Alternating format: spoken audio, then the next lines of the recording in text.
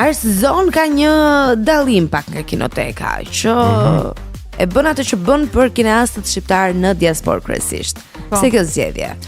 Atëherë, në radhë të parë duhet kombinuar një çik ajo eksperienca ime, duke jetuar unë po thuaj më shumë se gjysmën e jetës time jashtë, kështu që në një farë mënyrë edhe unë hy tek ata emigrantët të njerëzit që jetojnë në diasporë, dhe nga ana tjetër bashkova këtë pasionin tim dhe dëshirën për të bërë diçka për të gjithë kineastët tanë, të cilët fokusi kryesor është, domethënë për ata që jetojnë jashtë vendit. Pse kjo? Sepse përsëris unë nisa edhe nga eksperienca ime, po pash edhe kuptova një çik që le të themi në televizionet të paktën shqiptare që unë i ndjek mirë keq shikojmë, domethënë që her pas here ftohen artistë apo kineast, ndërsa ata që janë jashtë territorit, ata që janë në diasporë, më duket ndonjëherë sikur janë, unë them, dy herë të huaj. Pra të huaj sepse janë të huaj në vendin ku jetojnë, po edhe ndonjëherë të huaj edhe në vendin e tyre, sepse nuk u jepet shpeshherë jo vëmendja e duhur. Kështu që fokusimi ishte absolutisht kineastët shqiptar,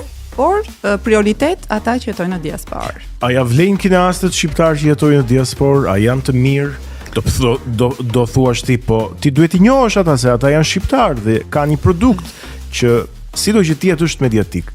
Po unë dua të të pyes ty për këtë gjë. Sa ja vlen kineastët shqiptar në diasporë? O, çfarë pyetje. Unë mendoj që kemi plejadën më të mirë të kineastëve shqiptar në këtë moment, që kjo nuk do të thotë se këta që kemi tani janë më të mirët në absolut dhe nuk do kemi më, por sikur më parë kemi me të vërtet kineastë që po i japin kinematografisë shqiptare dhe sigurisht që po përfaqësojnë atë nëpër botë në mënyrë më dinjitoze të mundshme. Kështu që duke patur këtë parasysh nuk mund të rija pa bërë gjë. E përsëris, unë mund të flisja për kinematografinë në përgjithësi, për gjithë filmat që unë shoh në Belgjik apo që shfaqen edhe në të gjithë botën e të tjera, mund të flisja edhe për kineast që takoj apo shoh në Belgjik, po nuk ishte ky qëllimi, ishte pikërisht të sillja kineastët shqiptar, sepse mendoj që është një moment i artë për kinematografinë shqiptare, me ato vështirësitë që ata mund të kenë, prap sjellin gjëra që ne mund të themi që duhet jemi krenar. Arsi si reagojnë kur ti kontakton për një intervistë? Pra, kur ti thua që shiko, dua të flasim për filmin, të trajtojmë më shumë, të ndalemi tek eksperienca, si e presin këtë dëshirën për të promovuar artin e tyre? Më ke bërë një pyetje shumë të bukur dhe unë jam e sinqertë në përgjigje.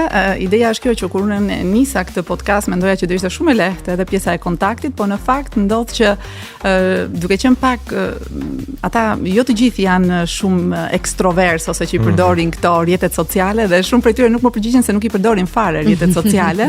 Kështu që kjo mua ndonjëherë edhe më sjell pak atë frustracionin, them po si ka mundësi, unë vi këtu me një dëshirë të mirë, por ata që i përdorin rrjetet sociale, më kanë përgëzuar shumë, kanë reaguar pozitivisht me njëherë dhe kanë pranuar ftesën e tyre.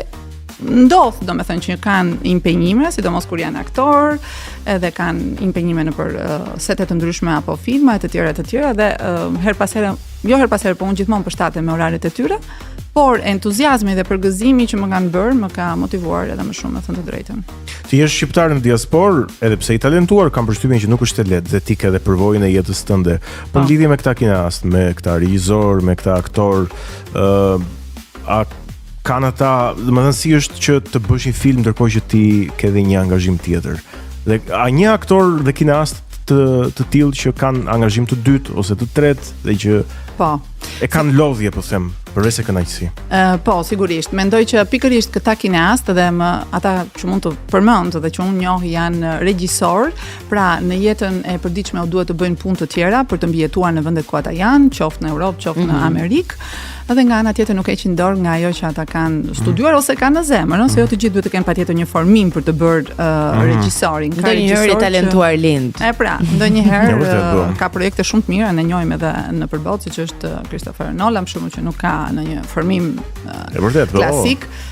Megjithatë, po them këtë që dhe unë i vlerësoj shumë, sepse kjo tregon me të vërtetë kur një njeri do të bëjë diçka pas së cilës është shumë i apasionuar, nuk, domethënë ajo dëshira apo dhe vështirësitë nuk fiken. Se nuk mund ta bëjnë në Shqipëri këtë Arsi. Pra, një film ose të jenë aktorë suksesshëm, pse mos ta bëjnë në vendin e tyre? Këto janë zgjedhje personale, pse kanë shkuar në vende të ndryshme të botës, edhe unë po të më pyesësh mua do të thosha që të gjithë neve mund të bëjmë eksperjenca jashtë, po mirë është të kthehemi brenda.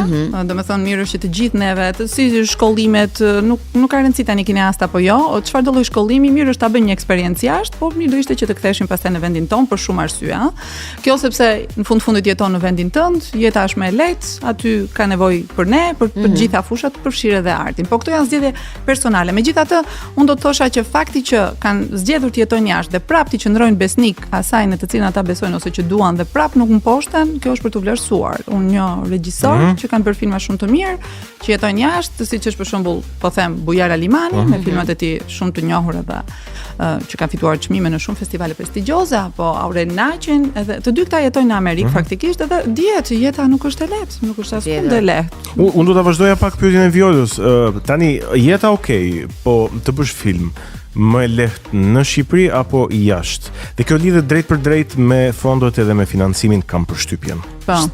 Këto janë pyetje që unë mua drejtoj edhe të ftuarve të mi, ata më thonë që edhe në vendet e ndryshme, qoftë evropiane apo ku jetojnë ata, nuk është e lehtë, por në vendet e huaja, me sa duket, është më e lehtë të aderosh në këto financime kur ke një projekt i cili vlerësohet sigurisht, dhe arrin ata pastaj më pas të sjellin këtë produkt audiovizual që është filmi.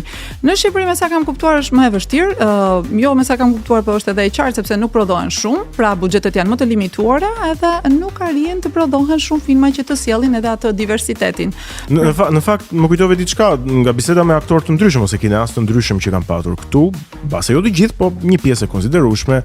Vështirësinë më të madhe nuk e kanë tek arritja e nivelit artistik, të cilin patjetër që ata e kanë, po e kanë tek financimi.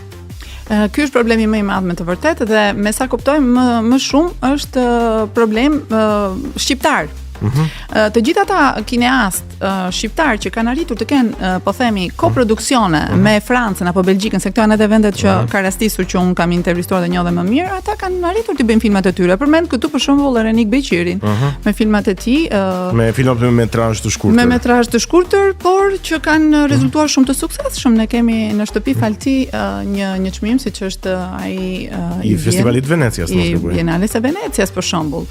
Nuk do të thotë se të tjerët nuk kanë sjell filma shumë të mira, sepse kudo që po konkurrojnë kanë me të vërtet të paktën seleksionohen në festivale A. Dhe kjo është patjetër shumë e rëndësishme për të përmendur.